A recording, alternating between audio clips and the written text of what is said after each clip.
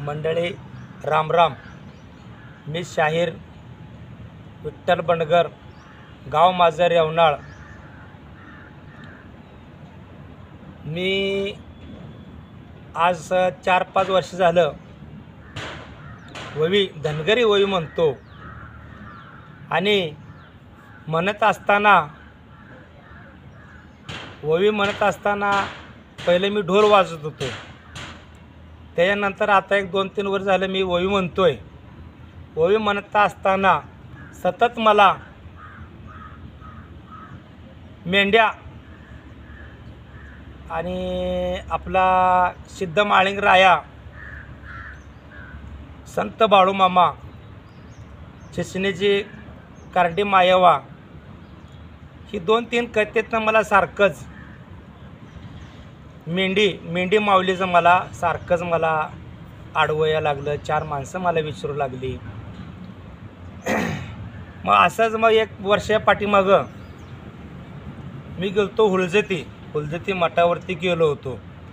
मठावरती गेल्यानंतर मला विचार होता की आयला मी कोणाला विचारू. हे सारखं हे मेंढीचं हे सारखं या कथेतनं मला सारखंच मला आडवया लागलं 4 माणसाचं.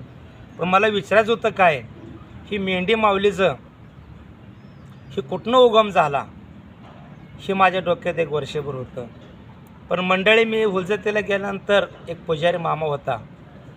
पुजारी मामाला मी देवदेवसन नारळ हे फोडल्यानंतर मग पुजारी मामाला सांगितलं असं मला जरा कथेत, जरा माखुबाच्या कथेत, माळिंगच्या कथेत, अजून बाळूमामाच्या कथेत साधू संतांनी सुद्धा मेंढ्या राखल्या द्या. मग ह्याचा उगम झाला कुठनं हे मला 1 वर्षभर माझ्या डोक्यामध्ये होतं. मग हुलजती गेलं मठावरती विचारलं. एक पुजारी मामा होता, वयस्कर होता, 60-70 वर्षाचा. ते विचारल्यानंतर मग त्यांनी म्हणले, मग त्यांना विचारलं बाबा उगम झाला कुठे हे मेंढीचा, कसा झाला, तर थोडक्यात सांगितलं जरा बरं होईल. तर मंडळी आपल्याला तर त्या पुजारी मामाने कथा सांगायला चालू केली. ते म्हणले काय, भोळादेव शंकर आणि पार्वती दोघांचं लग्न सोहळा होताना हातामध्ये कंगन, आताच्या वेळेस कडं म्हणते ती, कंगन म्हणते ती, काकण म्हणते ती, या जावळ्या कोकराचं एक कंगन, ते कडं आणायसाठी ह्या देवाच्या लग्नाला पार्वती आणि भोळादेव शंकराच्या लग्नामध्ये ती कंगन असलं तर लग्न होतंय. तर त्या लग्न सोहळ्यामध्ये 33 कोट देव आलं होतं ते आपल्या भोळादेव शंकराच्या लग्नासाठी. मग त्यात ब्राह्मण काय बोलला, कंगन असलं तर लग्न होते ना, तर लग्न सोहळा होत नाही. तर 33 कोटी देवांना विचारलं तर कोणाच्याही मान्य नाही. मग त्या विचार पडला कोणी आणायचे जावळ्या कोकराचं हे लोकर कुठनं आणायची, काय आणायची, कंग कसं करायचं, काय करायचं विचार पडला. मग एक शीद राहिला, त्या शीदाला माहीत आहे म्हणलं सगळं कुठे मिळतंय, काय मिळतंय. तरी कासिलिंग बिराप्पा त्या शीदाला सगळं माहिती आहे. मग त्याला बोलवलं, असं लग्नात लागते म्हटलं. तेवढं म्हणला काय, मी तुमचं गुरु आहे, तुम्ही माझं गुरु आहे, मी तुमचं शिष्य, तुम्ही काय सांगा ते मी ऐकू शकतो. बरं म्हणलं कासाचं कडलं हे लागते, कंगन लागते म्हटलं, जावळा कोकराचं आपलं कातर घेऊन कडं आण म्हणून. मग कासिलिंग देवानं आपल्या भोळा देवा शंकर देवाला गुरुला म्हणलं एक मुठभर मला शाळू द्या. शाळू घेतला, शाळू मुठभर घेतला, गेला आंबोच्या बेटाला गेला, वारुळ्याच्या बेटाला गेला. त्या वारुळा भोवतीनं असं लागला शाळू इसकाडायला लागला. शाळू देवाची ते म्हणतात का नाही नारळ पाणी, देवाची करणे नारळ पाणी. शाळू इसकटला आणि काही दिवसांनी ते शाळू उगवून आला. आणि त्या आंबोच्या वारुळ्याच्या बेटात एक मेंढी होती, कासिलिंग भगवंताला माहीत होती. मग ती हुरडा शाळू उगवून आल्यानंतर हुरडाच्या वासाने ती मेंढी वर आली. शाळू खाण्याचे मग कासिलिंग बिरोबानं काय केलं, एक बकरं, जावळं कोकरू आणि एक मेंढी बाहेर आल्यानंतर 2 पाय धरलं, मेंढी कातरली आणि हाय अशी मेंढी त्या वारुळात सोडली, हिंगणाची फुटी मारली. मग आपण दीपावली पाडव्याला मेंढ्या रंगवतो, शिंगण लावतो, मेंढी त्याच्यावरनं हे करतो. हे सण शिंगणाची खुट्टी मारूनच आपण सण साजरा करतो. ही अजूनही परंपरा चालू आहे. जे आता जातीवंत मेंढकाई दे, जी मेंढे सांभाळते दे, ही परंपरा पाळते दे, हे सगळं त्यांना माहिती आहे. मग त्या कासिलिंग बिराप्पाने मेंढी आत घातली, वर हिंगाची खुट्टी खवली आणि लोकर घेऊन आणि आपल्या भोळेदेव शंकर देवाला काकण बनवण्यासाठी ते देवा झालं आणि शंकर पार्वतीचं 33 कोटी देवांना अक्षत टाकून लग्न सोहळा पार पडला. पण काही दिवसांना असं झालं, लग्न पार पडल्यानंतर एक दुराईत राजा होता. त्या राजाची शेती हलगूची जगदाळा दिली होती.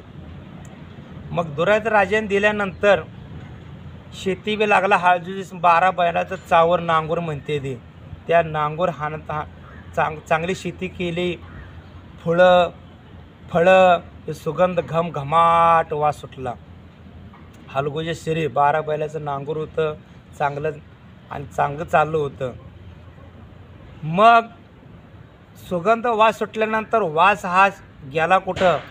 आपल्या भोळेदेव शंकरावर कैलास भवनाला वास गेला आणि पार्वतीच्या मनात विचार आलं.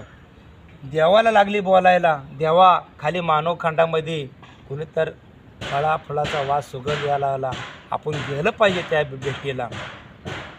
मग रात्री भोळादेव शंकर आणि पार्वती देवी खाली मानवखंडामध्ये गेली. रातच्या राज फळं खाऊन, फुलं तोडून, सुगंध वास करून रातच्या रात त्याला आनंद वाटत केला. आणि सकाळी 4 वाजता पार्वती देवी लागली आपल्या भोळादेव शंकर देवाला बोलायला. आपण रात्रीरात राहिलो, काय मजा आनंद लुटला. त्या बारवच्या बाजूला आंघोळ करून आपण जाव्या. मग पार्वती देवीनं आंघोळ केली आणि 5 खडं घेऊन हळद कुकू लावला. हळद कुकू लावून निघून गेली कैलास भवनाला. मग गेल्यानंतर मग दुसऱ्या दिवशी म्हातारा आला, हलगुळी जगदाळ आला म्हणला, सगळीकडे तिकडे शेतीतनं फिरला, सगळं फिरला. म्हटलं माझ्या बारवला येऊन कोणी हळद कुकू लावल्या, काय भानगड झाल्या, कोण तर पुजतंय, कुठल्या तर भावकीला कुठल्या तर मला भगवना म्हणून कोण चोऱ्या करताय म्हणून देवाचे ते लपून बसला, झाडाच्या शेंड्यावर लपून बसल्यानंतर मग ते 4 दिवसांनी पार्वती देवीला परत आठवण झाली. आपल्या देवाला सांगायला लागले, म्हणजे आपण गेलतो 4-5 दिवसापाठी, मग आपण त्यात जाऊन येऊया आणि त्या तशा प्रकारे आली. फळं तोडली आणि जे करायचं ते केलं. सकाळच्या बरं आंघोळ करताना बरोबर हळगू जगदाने देवाची चोरी पकडल्यानंतर आणि हागदुळे जगदाळे गेला म्हणला आला, आपल्या शरीराला कोणतर साधू संत देव आला म्हणून या भोळेदेव शंकरच्या पायाला मिठी मारल्यानंतर तुम्ही माझ्या वाड्याला आलाय, 4 घास खाऊन माझ्या शरीरातनं आणि पाणी बिणी पिऊन बसा. मग गेला हळगुळी जगदाळ राणीला सांगितलं, म्हणलं आपल्या शरीराला देव आलाय आणि 5 पप्पन जेवण बनव. मग राणी लागली बोलायला. मग जेवण बनवलं, सगळं केलं, घेऊन आले आपल्या शिरेला. आल्यानंतर मग देव काय म्हटलं, आपला भोळेदेव शंकर बोलला, आपण 3 जण संघ आपण जेव्या. पण हलगुजी राजाची राणी होती हुशार, 3 ताटं करायचं 4 ताटं केली. तर आपण 3 जण 4 ताटं का केली? तर हळगुजी राणी काय म्हणली, ती काय म्हणली, पार्वती म्हणली ह्या जटीत लपले. मग त्या पार्वतीला राग आला. रागाच्या भरात पार्वती म्हणली, माझी चोरी देवाला माहीत नाही आणि तू सगळं सांगितलं. मग पार्वती देवीनं श्राप दिला, तुझ्या 12 बैलाचं दावण सगळं ही होऊ द्या, नाचधूस होऊ द्या, खोकडं जाऊ द्या म्हणून. असा पार्वती देवीने त्या हलगळीच्या राजाच्या शिरीला त्यांना श्राप दिला. श्राप दिल्यानंतर मग भोळादेव शंकर आणि पार्वती निघून गेली. आता काय करायचं, हळगुजीच्या जरा बैल सगळे गेले, शेतीचं सगळं झालं, सगळं झाले. मग आता कुठे इथं राहून काय फायदा नाही, आपलं माणूस माणसात राहिला नाही. असं देवाने सराप दिलेला खरं होतो, खोटं होत नाही, खरं होतो. मग ते रातच्या रात पोरं झोपल्यानंतर हे दोघं जण नवरा बायको गाव सोडून गेली निघून. सकाळपार पोरं उठून बघते, ते पोरं लागली गोष्ट बोलायला, म्हणजे वडील आई वडील कुठे गेले, काय गेले, इकडे तिकडे गावात लागली बघायला फिरायला. काय करायचं आता, पोटाचा निर्वाह तर केला पाहिजे. रानं तर बैल तर सगळे नाही, ते पाडाक तर पडले, देवाने सराप दिला आहे. मग हे पोटाचा निवारा करणारा दोघं जण भाऊ एक गेला ब्राह्मणाकडे गेला, म्हणजे आई वडील माझी नाही ती. मग ब्राह्मणाने गया राखायला चालू केल्या. दुसऱ्या दिवशी तेलाचा घाणा होता, मोठा मुलगा गेला तेलाच्या घाण्यापाशी गेला. मग अशी दोघं जण करून खायची, लहानाची मोठी. बरेच वर्षानंतर ही पोरं काय करायची, जेवायची, खायची, काम करायची, पाराच्या कट्ट्यावर झोपायची, असं देवत चाललं होतं. एके दिवशी आपल्या पार्वती देवीला पाहायला आपण बरेच दिवसानंतर आपण एका जी आईबापांनी जी करणी केल्या, हे पोराला पाप कसं म्हणून भोळादेवा शंकरा त्यांचं होतं तसं आपलं करावं, असं त्या मनात आल्यानंतर पोरं झोपली होती पाराच्या कट्ट्यावर. पोराच्या स्वप्नात भोळादेव शंकर येऊन सांगितलं, अरे तुम्ही इथं काय झोपताय, तुम्ही तुमच्या शेतीला जावा, तुमच्या बैलाचं बैल आहे, ते 12 बैल नांगूर आहे, आणि शेती आहे, फळफळ भरायला लागला आहे. मग पोरं सकाळपार उठून एकमेकाला लागली बोलायला, म्हणले आयला आपली बैल आहे, ते शेती आहे, सगळं फळं आहे, ते आपण गेलं पाहिजे त्या शिरीला. पोरं सकाळपार जाते, तर पहिलं सकाळच्या पारेला डरकाळ्या फोडायला लागले ते.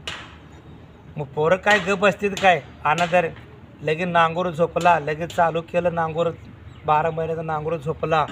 झोपल्यानंतर मग शेती करत असताना वारोळच्या बेताला फाळ अडकल्यानंतर सगळे सत्यानाश झाला, फाळ तुटलं, आणि येचू यांगळाचं कसं रेवण लागलंय तसं मेंढ्याचं रेवण भारी यायला लागलं.